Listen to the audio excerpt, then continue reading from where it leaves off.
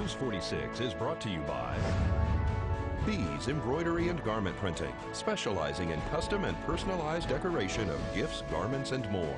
Call 775-727-9444.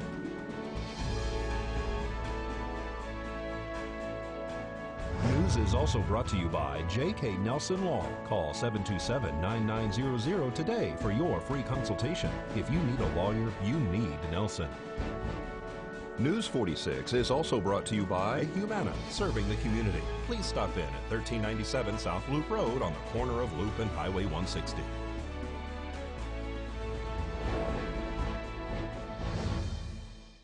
Tonight on News 46, 2 females are arrested for an alleged auto theft. And get ready for this weekend's Baker to Vegas relay race. News 46 starts now. You're watching KPVM News 46 with Deanna O'Donnell.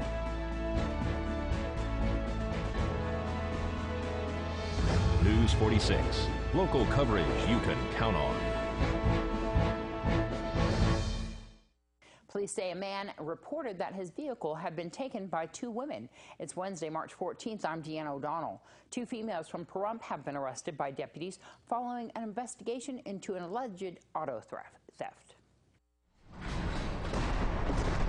Shalika Wilkins has been arrested for assault with a deadly weapon, kidnapping, threats or extortion, providing false information to avoid prosecution, and violation of an extended protection order. Tanya Collier has been arrested for kidnapping, threats, and obstruction.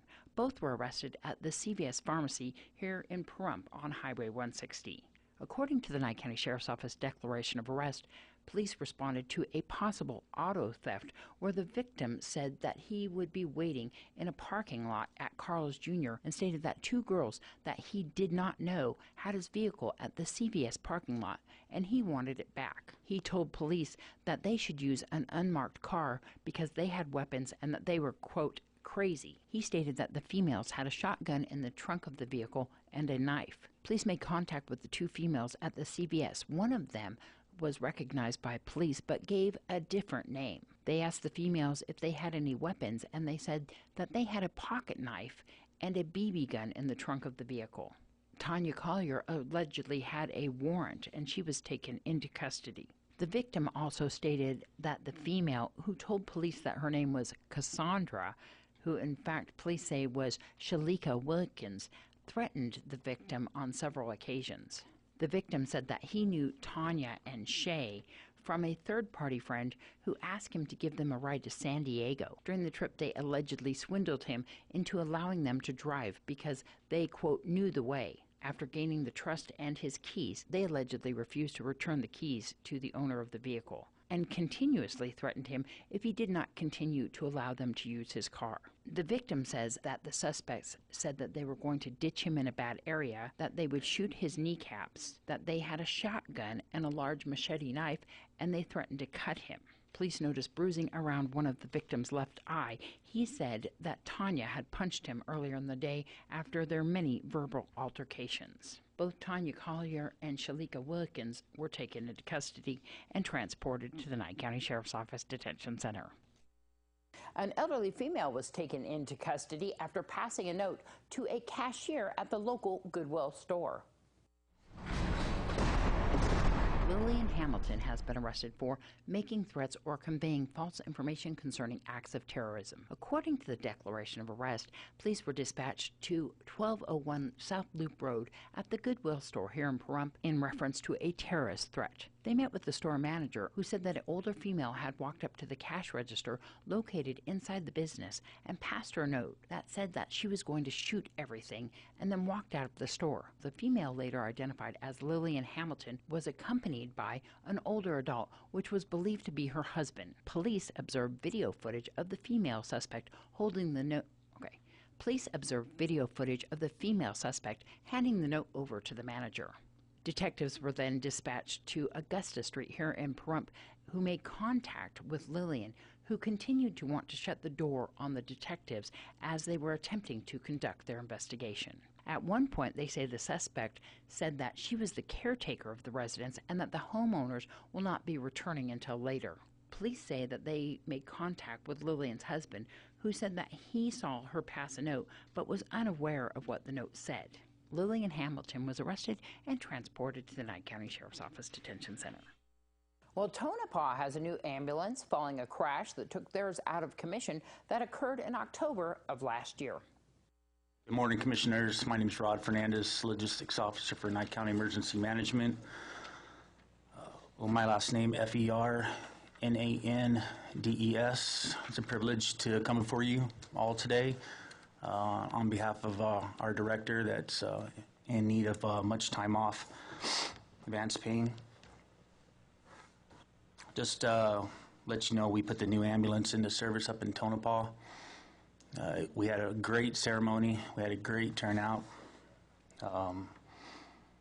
Of the same day, they had multiple calls for service, and they were able to utilize the new ambulance, the chains, and the four-wheel drive. So it was a big hit. Both myself and Matt Clayton here to my right have been in the unit. We've transported, been on calls, and it's a really good vehicle. I'm glad Tonopah got it. Right now, the two ambulances are ready for pickup and final inspection. We'll be going up there probably the beginning of April to retrieve them. As of this date right now, we have spent $29,855.49 on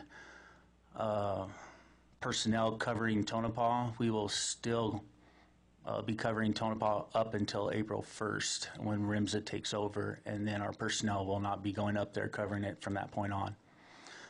That figure isn't full. We still have bills and things that are still coming in for March. So that's what I have for emergency management right now. Thank you. Thank you. Any questions? Lorena?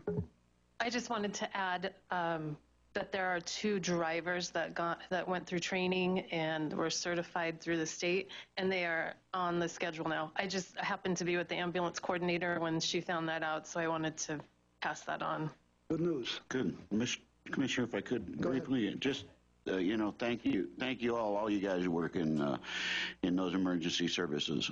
Thank you so much, and all of your volunteers for all they do. Couldn't do it without you.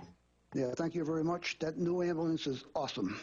I helped push it back into the bay, and when they started talking about the automatic chains, that you push a button, the chains come down so you can drive in the snow, it just blew me away. But I want one of those. thank you. You're welcome. Well, it's the last day before the drawing. We're counting down to the grand prize for tickets to see Bon Jovi live in concert at the T-Mobile Arena in Las Vegas on March 17th. The drawing will take place tomorrow, March 15th at noon. You can enter now until noon tomorrow, so get down to Porta Subs on Highway 160 near Albertsons and put your name into the drawing. Porta Subs is giving away a lunch for two to our third caller. Give us a call, 775-727-9400. This offer is valid only during today's 5 p.m. newscast. We'll have your business first brief, and a family is mourning the loss of their pet after this break.